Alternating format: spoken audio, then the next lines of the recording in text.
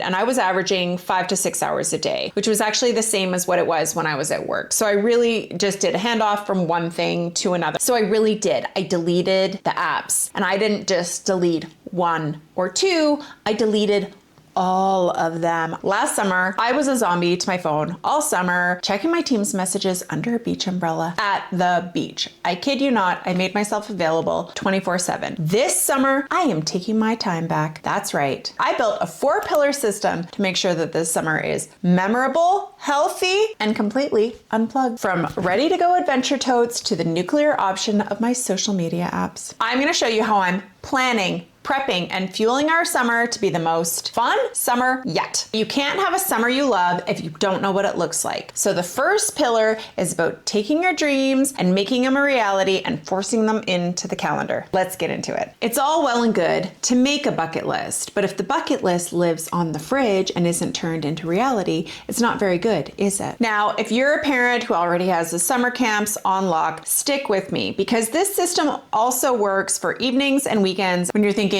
what are we even going to do today? And the fatigue kicks in. This year, we sat down and made a bucket list of everything we wanted to do, from camping, mountain biking, family trips, community events. You get the idea. I've always wanted to be an adventurous person, but owning a tent and a mountain bike actually doesn't define me as an adventurous person technically. So this is a summer when I really wanted to turn action into reality. Aristotle said, we become brave by doing brave acts. So that's what this is. So first thing, you have to actually make the bucket list. So I sat down with my family. A lot of it I came up with myself because I'm the mom. And I thought, okay, so we're gonna go mountain biking once a week. We gotta fit in a ton of camping. We need to go camping somewhere new. I already mentioned the community events, and we got everything down on paper. Perfect, awesome. But then we needed to get this on the calendar. So I went in and immediately started researching sites, locations, booked the campsites if needed, got it on the calendar, made sure everybody was booked for the dates. We coordinated with friends. For mountain biking, I also set up like a mom group chat on Facebook so that we have like a standing mountain bike night, and whoever's not on vacation and away can just pop in and we can go. Just came back from a family vacation, so did that. So already we've got a good system for mountain biking and camping. I also just organized a community event. Just made it happen. It was called Bikes, Blooms, and Booch, and it was for moms, bike riding around the community. We did like a little decorate your bike and name your bike. I had kombucha for everybody. And then we also had like a little bingo. It's kind of like a scavenger hunt bingo. It was really just for fun, but everybody had such a great time that we're going to keep it going and do it every second week. And I just love that because we live in one of the most beautiful places in the world. Obviously, I'm biased. I live here, but it is honestly just so amazing that I love when people get together and really enjoy this community. The fastest way to kill a summer vibe is to spend 2 hours looking for a snorkel mask and a flip-flop while the sun is already setting. Pillar 2 is about becoming ready to go at a moment's notice. There is the beach tote, the adventure tote, if that's what we're calling it, and the camping tote, which is pretty typical. And I have these ready to go so that we can always hit the skate park, hit the beach, get camping. So the first tote is the beach bag. It's super simple. I keep it packed and ready. And so I have all the beach essentials, the snorkel masks, the little net that you need, the diving rings, bathing suits already in it. And we have like designated beach towels. Thanks, Mom. And they're in the tote too. And I actually keep it by the front door. And anytime I wash the towels and I'm resetting the beach bag, I don't put anything back on the shelf. I put it right in the beach bag and I put it straight back by the front door. Does it need to be by the front door? Yes. I don't know where else to put it. And I live in a tiny house, so yes. Then I have a fun tote in the back of my truck, an adventure tote. It has many names. And in this tote, I put in tennis rackets because there's a tennis court, pickleball court right next to the skate park. So this is what I have. I have tennis rackets, pickleball rackets. We have skateboards, scooters, helmets, skipping rope because Mama likes to skip or pretend that I like to skip, and everything kind of in there ready to go. So you have your adventure tote, and I just keep it in the truck at all times so we can peel out anytime that we need to if the sun is up or the kids are bored. So lastly, I have the camping Camping Tote. I can tell you it is so annoying the morning that you're supposed to go camping or the night before, and you're going through the Camping Tote and it's just like a total mess. It's like somebody just abandoned ship the year before. So it's nice to go in and get it organized. And we're a family of four. So we have our 4 forks, 4 knives. I actually go to the thrift store and I'll get extra plates. We might use paper plates this year, but that's not the point. Have I ever told you about the time that I went camping and I forgot a lighter? Yes. So I was literally striking 2 stones together on a little peninsula where there was nobody else. We'd like paddled in, and luckily somebody came by and they had a spare lighter. So we've got the lighter in the tote, the dish soap, the dishcloth, the tea towels, everything goes in this tote. And then the morning of when you're going camping, I just really have to pack the cooler and we're good to go. And another step I took actually to prepare for camping, I needed to make sure that all of my kids had rain gear. And I noticed my oldest didn't have a rain jacket. So I went to the consignment place a couple towns over. He got a Mountain Equipment Co-op rain jacket. And then I grabbed some extra bathing suits for the kids too, which is really nice to have on hand so that if one is drying on the line when you're camping, you still have another bathing suit. So when the truck is packed and we're finally moving, the next hurdle is the summer slump. It's incredibly easy to live off of ramen, chips, and hot dogs in the summertime, which is all super fun. So pillar 3 is the nutrition survival guide, if that's what we want to call it. I don't want to get to September and look back and think like, ooh, I probably should have fed the kids a little bit more than chips this summer. So this is how I prepare easy to assemble portable meals that can just keep us going. I like having a running list of meals that I can cook quickly, that travel well in coolers, so I don't have to think very hard about what I'm going to make.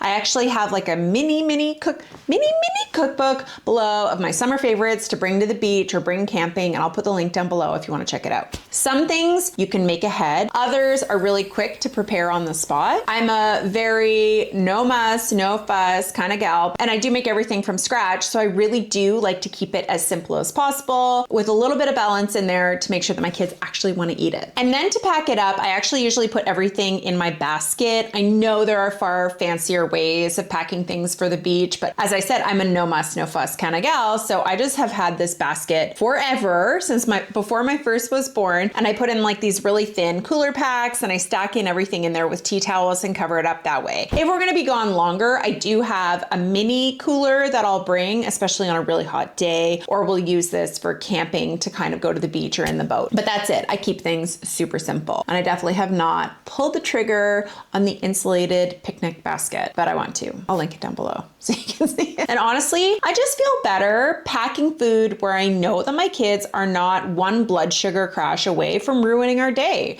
I'd like to have something in there that kind of sustains their energy a little bit better and they're not constantly going snack, snack, snack, which they can do. Even with the truck packed and the snacks ready to go, ready for the beach, there is still one thing that can ruin a perfect lake day. It's the phone in my pocket. And this is where we are going nuclear. This is the final pillar and probably the most important out of all the pillars for myself and for my kids. Okay, so 3 days ago, I did the unthinkable, but let me explain something first. A few months ago, I actually quit my job. So I had already deleted Teams and Outlook and all of the kind of work messaging apps, which there were many. I worked for a software company, so we had a million. So I did that. So it was kind of over that, but a thing happened where I actually transitioned from checking my phone constantly at work for the work apps into actually checking social media. And it wasn't intentional. Like, you pick up your phone and you go on Marketplace to look for an ice cream maker, and all of a sudden Zuckerberg is showing you the millennial mom fit for the summer, and you want to know what you should be wearing. The answer is probably not overalls.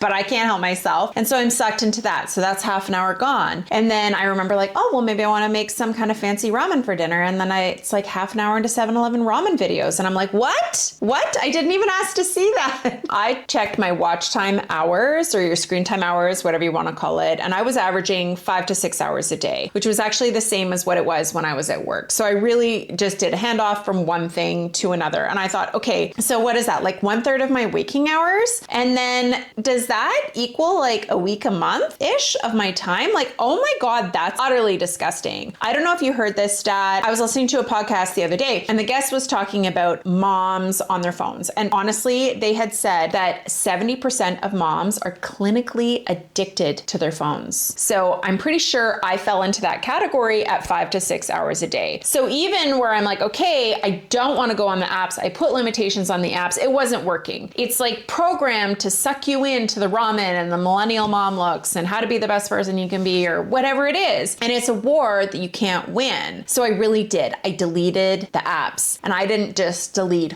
one or two. I deleted all of them. I deleted all the social media apps, but I took it all off my phone. So what do I have left on my phone? I have text, phone call, banking, maps, and I kept Spotify because we connect to it on the car. And I can tell you, it feels so freeing. Immediately I felt present. When I was thinking about like, oh, I'm gonna go pick up my phone. To do what? There's no messages, there's no missed calls, and that's about it. I deleted the internet. I deleted the internet off my phone. So that need to constantly think like, oh, how did that happen? Or what's going on? You can't even look it up. Like it's not even an option. Now my phone sits in my bedroom and I don't even look at it. My watch time for today is 10 minutes and it's 3 o'clock in the afternoon. Like, how is that even possible? It's actually just hilarious. Oh, I have to tell you. So I told my girlfriend back home in another province, I told her that I had deleted all the apps off my phone. And she's like, oh my God, do I need to too? And I said, yes, you do. And then we had this other brilliant idea. We used to pass notes in class a lot. We've known each other since we were 15. And so we came up with a plan that we were only going to correspond through mail this summer. I know. So I ordered like a giant multi-pack of like artistic postcards to send this summer. And I haven't got those yet, but I have already sent her 2. And I just can't wait. I look forward to like having a fridge full of postcards. I'm just so excited. It's just such a fun idea. Anyway, that's just like the nerd in me coming out. So that's how I've unplugged myself and how I plan to be more present. But the second part of this pillar is actually for my kids and my family. But I'll tell you what had kind of like crept up and was causing a little bit of tension in the house is that everybody had their own interests and they wanted to watch their own shows on YouTube, which I totally get. I absolutely love YouTube. Deleted that off my phone. You know, one kid would pick the show they wanted to watch, but